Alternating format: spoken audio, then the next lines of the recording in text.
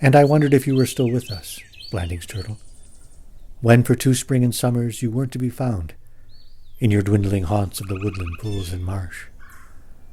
Never common in my boyhood havens, you'd seem to grow rarer through the years, and I feared you were at last too few for too long. I feared you'd left us more lonely on earth, without a will to be written out of, without a goodbye to withhold and reproach.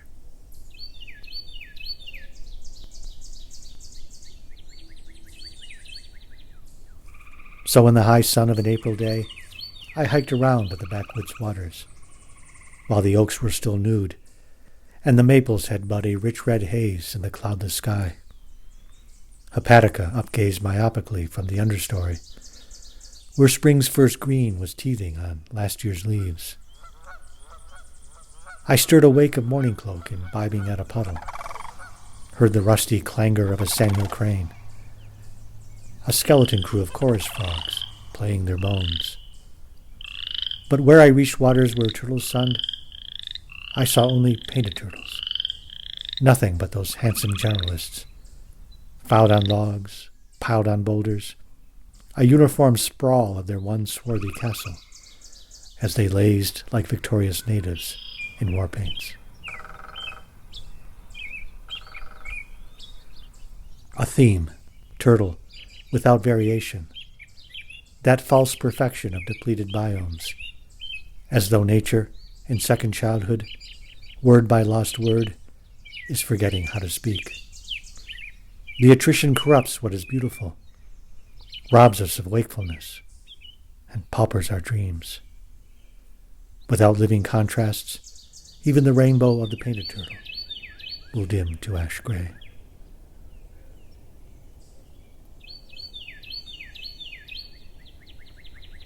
But there, in a dark spring pool spoked by tree falls, whose tannic waters mirrored the vault of oaks, I spied you basking on a half-drowned log, an elder, and even more hopefully, perched alongside, a smaller relation.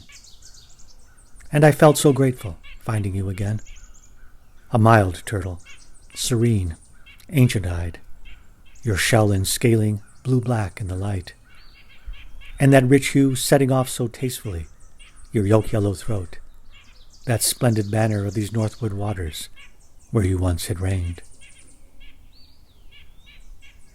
I thought of Achilles in Zeno's paradox, and his sprint to overtake the tortoise, or an obscure turtle of our northeast woodlands. The turtle's lead was tens of millions of years, but now, at last, in 2 swift strides, Achilles can sweep by and leave it behind forever.